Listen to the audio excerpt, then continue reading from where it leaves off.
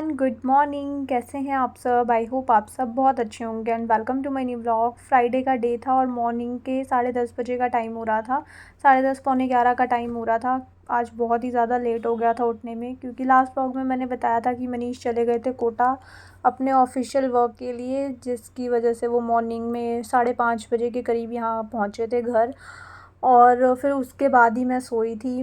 उन्होंने आकर के थोड़ा चेंज वेंज कर गया, वही सोते सोते फिर हमको पौने 6 या 6 बजे का टाइम हो गया था। तो फिर वही 4 साढ़े 4 घंटे की नींद आई पूरी रात। जैसे मतलब मेरे को नींद नहीं आती है, मैं फ़ोन वगैरह देखती रहती हूँ, स्क्रॉल करती रहती हूँ, बीच बीच में फ़ोन करके पूछती रहती हूँ। तो फिर अकेले ना मेरे को इतनी नींद आती नहीं है।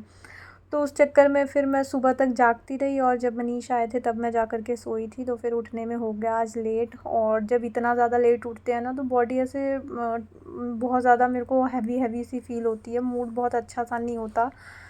तो उठते ही सबसे पहले फिर मैंने यहाँ पे चाय बनने के लिए रखी थी। और बिट्टू अभी सोई हुई थी। आज नहीं, ये सैटरडे का व्लॉग है। हाँ, उसका सैटरडे जो था वो ऑफ था, तो इसलिए फिर आज बिट्टू की छुट्टी थी, कोई प्रॉब्लम नहीं थी, तो वो आराम से सोई हुई थी। तो यहाँ पे मैंने मनीष के लिए चाय बनने के लिए रख दी थी और उसी के साथ जो मिल्क वगैरह बचा हुआ था वो भी मैंने साथ के साथ बॉयल होने के लिए रख दिया था, क्योंकि ये कल का मिल्क था, फिर मैंने बॉयल ही नहीं करा। तो फिर एक साइड चाय बना दी थी, दूसरी साइड फिर मैंने यहाँ पे मिल्क बॉयल करने के लिए रख दिया था। और उसके बाद चाय मैं दे कर के आ गई थी मनीष को। और अब मेरे को प्लान करना था कि मुझे खाने में क्या बनाना है। तो वही मैं सबसे पहले चेक कर रही थी कंटेनर्स में कि क्या क्या पड़ा हुआ है। अभी मैंने ऑर्गेनाइज़ करके रखा है ना सब, तो मुझे सारी चीज़ें दिखती हैं कि कौन कौन सी चीज़ें बची हुई हैं। अदरवाइज़ एक एक पैकेट को खोल करके देखना वो बहुत ज़्यादा ना बड़ा सा एक टास्क हो जाता है, जो कि हम अवॉइड करते हैं। तो जो सामने पड़ा होता है ना, रिपीट हम वही वही बनाते रहते हैं। बट अभी मैंने सब चीज़ें ऑर्गेनाइज़ कर दी हैं, तो देख कर के मुझे पता चलता है कि हाँ, ये अभी मैं यूज़ कर सकती हूँ, ये बना सकती हूँ। तो फिर पोहा थोड़ा सा बचा हुआ, पोहा भी था ऑप्शन में और मैक्रोनी भी थी, तो सबने पोहा बोला, तो फिर यहाँ पे मैं पोहा बनाने लगी थी। और अभी बेटू आई थी, वो सो कर के उठ गई थी, क्योंकि अभी मैं चाय वगैरह दे करके आई थी। तो 10-15 मिनट मैं भी बैठ गई थी अंदर, तब तक बेटू उठ गई थी। और जब बेटू उठी थी तो उसके लिए मनीष ना टॉफ़ीज़ वगैरह लेकर के आए थे। उसके लिए नहीं लाए थे, क्योंकि वो तो अपने ऑफिशियल वर्क से गए थे, उन्होंने बस मीटिंग निपटाई थी और 1 घंटे बाद वो दोबारा ट्रेन से वहाँ से निकल गए थे। तो रास्ते में उन्होंने ट्रेन वगैरह से ये टॉफ़ी वगैरह ली होंगी, तो उठते ही बेटू को था कि ये मैं खा रही हूँ। तो फिर उससे मैं ले रही थी कि पहले अपने ये फ्रूट्स वगैरह फ़िनिश करो, उसके बाद ये टॉफ़ी वगैरह खाना। तो फिर बेटू चली गई थी। उसके बाद फिर यहाँ पे मैं पोहा बनाने की प्रिपरेशन कर रही थी। तो पोहा की रेसिपी आज मैं आप सबके साथ शेयर करती हूँ। तो सबसे पहले पोहा जो था वो मैंने अच्छे से वॉश करके ड्रेन होने के लिए रख दिया था एक सिंक में, ताकि जो एक्स्ट्रा वाटर वगैरह ड्रेन हो जाए। अदरवाइज़ ना वो बहुत ज़्यादा फिर वैसा सा हो जाता है, सॉफ्ट हो जाता है। तो वो ड्रेन होने के लिए रख दिया था। और ऑयल में मैंने पीनट्स जो होते हैं वो रोस्ट फ्राई करने के लिए डाल दिए थे। और पीनट्स जब फ्राई हो गए थे, उसी ऑयल में फिर मैंने जो अभी मैंने आलू कट करे थे ना, बहुत पतले पतले से पीसेस में मैंने कट करे थे, तो वो आलू इसमें मैंने डाल दिए थे और उनको तब तक फ्राई करा था जब तक वो थोड़े सॉफ्ट नहीं हो गए थे, मतलब पूरी तरह से वो गल नहीं गए थे। तो आलू को और पीनट्स को दोनों को मैंने फ्राई करके एक प्लेट में निकाल लिया था। और उसके बाद जो वो ऑयल बचा हुआ था उसी के अंदर फिर मैंने थोड़ा सा जीरा डाला और वो जो ब्लैक सरसों होती है ना, वो डाला। अभी जब मैं आलू डाल रही थी ना, तो छींटे ऑयल के आकर के मेरे हाथ पे आ गए थे, तो वही मैं बीच में देख रही थी, क्योंकि बहुत जलने लगता है हाथ फिर बाद में जब ऑयल गरम गरम सा आता है हाथ पे। तो उसके बाद फिर मैंने जीरा और ब्लैक वाली जो सरसों होती है वो डाल दिए थी।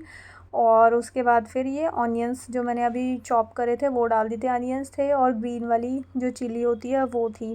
पोहा बनाने में बिल्कुल टाइम नहीं लगता। पहले मैं ना आलू वगैरह बाद में, जैसे हम आफ्टर ये अनियंस फ्राई करने के बाद डालते हैं ना, तब डालती थी, बट इस बार मैं थोड़ा सा अलग तरह से बना रही थी। तो जब हम नेक्स्ट टेस्ट ट्राई करते हैं तो तब हमें पता चलता है कि पहले वाला ज़्यादा अच्छा बन रहा था या अब वाला। तो आज मैं इस तरह से बना रही थी। तो जब प्याज वगैरह अच्छे से फ्राई हो गए थे ना, तो उसके बाद मैंने सारे ड्राई मसाले डाल दिए थे, जैसे salt, turmeric powder, coriander powder और किचन किंग मसाला। तो उसी टाइम पे ना मैंने उसके अंदर थोड़ी सी शुगर ऐड कर दी थी। शुगर जो होता है ना, वो सॉल्ट के टेस्ट को ना, मतलब थोड़ा सा ज़्यादा खारापन सा नहीं आने देती सॉल्ट का। तो उसी टाइम पे मैंने थोड़े से शुगर के दाने डाल दिए थे, ताकि जो टेस्ट है ना, मतलब नमक का ज़्यादा टेस्ट ना आए, वो उसको ना बहुत बैलेंस से कर लेती है। तो वो डाली। उसके बाद फिर सारा कुछ, तो आलू वगैरह जो थे, आलू और पीनट्स वगैरह फ्राई करे हुए, वो बिल्कुल पके हुए थे, वो मैंने डाल दिया। और उसके बाद पोहा मैंने डाल दिया था। बाद बस पोहा बन के रेडी हो गया था। पोहा को ना ज़्यादा हमको फ्लेम पे रखना नहीं होता, बस पोहा डाल करके 1 मिनट मुश्किल से गैस के ऊपर रखना होता है। उसके बाद फ्लेम को ऑफ़ कर देना होता है, अदरवाइज़ वो फिर ना सॉफ्ट नहीं रहता, वो थोड़ा हार्ड सा होने लगता है।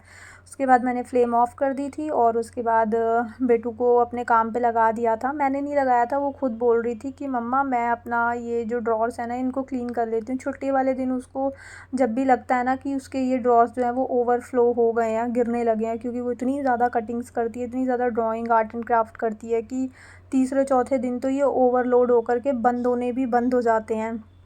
तो वो खुद से फिर छुट्टी वाले दिन क्लीन करती है, क्योंकि उसका सामान नहीं आ पा रहा होता, गिर रहा होता है। और मैंने बेटू को बोला हुआ है कि इन 2 ड्रॉर्स के अलावा अगर आपका सामान फैलेगा ना तो फिर मैं अंदर रखने नहीं दूँगी। तो वो टाइम टू टाइम ना अपने ड्रॉर्स जो है वो खुद क्लीन करती रहती है।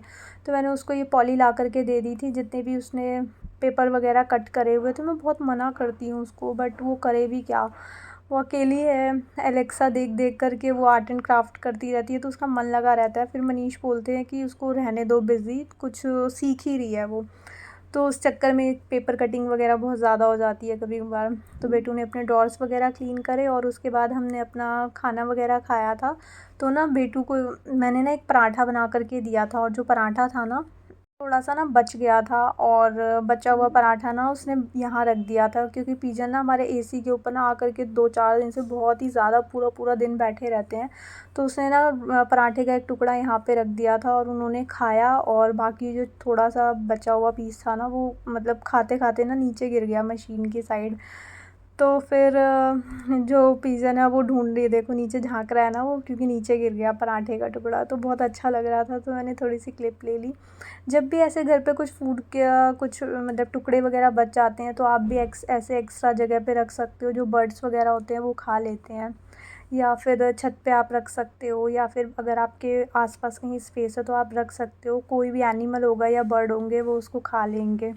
और उसके बाद यहाँ पे नेक्स्ट डे इवनिंग हो गई थी, संडे का डे था, और संडे हमारा घूमने फिरने वाला दिन होता है। संडे को मैं ज़रूर से बाहर जाती हूँ, मतलब वैसे तो पूरा वीक ही मेरा हो जाता है, वीक में मैं 4 बार तो कम से कम बाहर जा ही रही हूँ। आजकल शॉपिंग बहुत ही ज़्यादा हो रही है।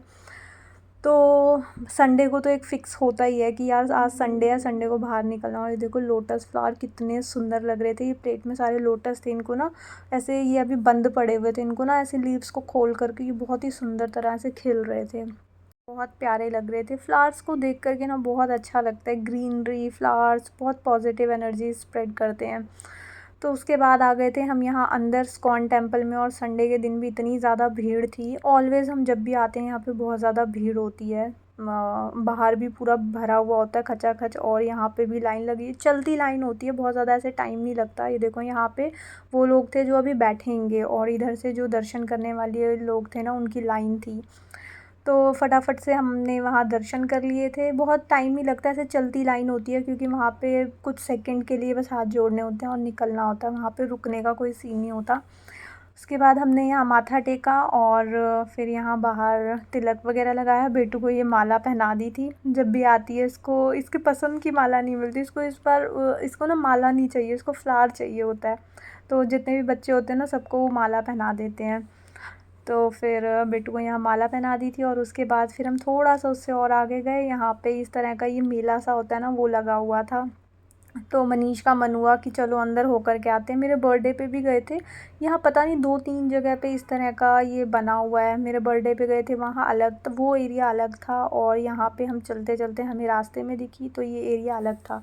सबसे पहले एंटर करा तो वो स्मोक वाला पान होता है ना, जिससे पूरी फायर पान बोलते हैं, या पता नहीं स्मोकी पान बोलते हैं, वो था। और यहाँ पे खाने-पीने की सारी स्टॉल्स थी, गोलगप्पे वगैरह, बर्गर, पिज़्ज़ा, जितने भी खाने-पीने की चीज़ें होती हैं सब कुछ मिल रहा था। जहाँ मेरे बर्थडे पे गए थे ना वो बहुत ज़्यादा थी, और वहाँ पे स्टॉल्स वगैरह भी बहुत ज़्यादा थी क्लॉथ्स वगैरह की। यहाँ पे स्विंग्स तो थे, वो उतने ही स्विंग्स वगैरह थे, बट यहाँ पे स्टॉल्स थोड़ी कम थी। जैसे अभी सिरेमिक वाली चीज़ें जो मिल रही थी वो भी यहाँ पे एक सिंगल ही मतलब ऐसे लगा हुआ था। और जहाँ पे मेरे बर्थडे वाले टाइम गए थे तो वहाँ बहुत सारी ऐसे स्टॉल्स थी, होम डेकोर की बहुत सारी थी, क्लॉथिंग की बहुत सारी थी, मतलब ड्रेसेस वगैरह भी बहुत सारी मिल रही थी। और यहाँ पे थोड़ी सी कम थी, खाने पीने की ज़्यादा थी यहाँ पे, और स्विंग्स वगैरह ज़्यादा थी। और जो टॉयज़ वगैरह की होती हैं वो एक दो जगह पे थी, बाकी सारी एक एक ही मैंने सारी स्टॉल्स देखी थी। तो यहाँ पे हम अपना घूम रहे थे, बेटू को यहाँ हमने जाने के लिए बोला था, बट यहाँ पे देखो बेटू ने मना कर दिया। वो मूड की बात होती है बच्चों की, अभी उसका मूड नहीं था जाने का तो वो नहीं गई। और उसके बाद फिर मनीष यहाँ पे कुछ खाने पीने का ढूंढ रहे थे, जबकि मैं इनको संडे को लेकर आती हूँ ना बाहर घुमाने के लिए, तो डिनर विनर करा के लाती हूँ ताकि बाहर का ना खाएं। तो अभी खाना खाया हुआ था, बट उनको स्टिल था कि अभी बाहर आए हैं तो कुछ तो हल्का फुल्का खाने को मिले, तो बार बार पूछ रहे थे ये ले लें थोड़ा सा, एक ही प्लेट ले लेंगे, थोड़ा सा ये ले लें। बट अभी मेरे को कुछ नहीं लेना था। और उसके बाद बेटू ने यहाँ पे अपने ये बबल्स, उसको हर जगह चाहिए होते हैं, तो उसने बबल्स लिए। और मनीष ने अपने लिए ले लिया था ये सोडा। तो कुछ तो चाहिए था उनको, तो उन्होंने अपने लिए सोडा बनवाया, एक ही ग्लास बनवाया था, मुझे नहीं पीना था। अभी मैं खा पी करके निकलती हूँ ना, तो फिर मेरे को इतना होता नहीं है कि अभी साथ के साथ कुछ खाने को। तो फिर मेरे को सोडा, मैंने एक सिप लिया, मेरे को अच्छा ही नहीं लगा, बिल्कुल फ़ीका फ़ीका सा बना रखा था, उसमें शुगर थी ही नहीं। मैंने कहा इससे अच्छा तो मैं घर पे शिकंजी बना देती हूँ। तो हमने वो पी। और उसके बाद फिर यहाँ पे देखो ये फ्लावर्स की जो वो ड्राई ग्रास होता है ना, उसको क्या बोलते हैं उसका नाम, तो मेरे को वो लेना था क्योंकि मैं डोनट वाला वास लेकर के आई थी ना, उसके लिए मुझे चाहिए था। बट यहाँ पे ओवर प्राइस मुझे लगा। एक स्टिक जो थी वो 200 की थी, और ऑनलाइन 300 रुपीज़ में, आई थिंक 350 या 370 में 3 स्टिक्स आ रही थी। तो फिर मेरे को ऑनलाइन ज़्यादा रीज़नेबल पड़ रहा था। तो फिर मैंने वहाँ से कुछ भी नहीं लिया, बेटू ने ही अपने लिए ये छोटी मोटी चीज़ें ली थी। थोड़ी देर, एक डेढ़ घंटा हम घूम करके फिर हम निकल गए। फिर अभी हम और घूम रहे थे क्योंकि बेटू के लिए ना मुझे आज पैंट्स वगैरह लेनी थी। जैसे अभी कॉटन की पैंट्स, थोड़ा सा वेदर चेंज हो रहा है ना, तो थोड़े पैर वगैरह ढके रहें, तो उसके लिए मेरे को पैंट्स वगैरह लेनी थी।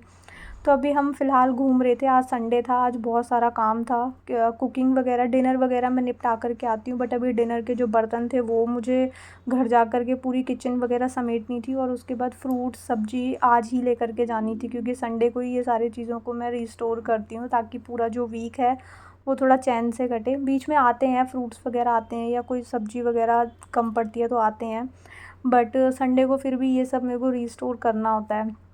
तो चलते चलते रास्ते में ना एक मार्केट सी नहीं लगी रहती है, जो जैसे संडे मार्केट या वीकली मार्केट कहीं कहीं पे लगती है, तो यहाँ पे ना एक मार्केट सी लगी हुई थी।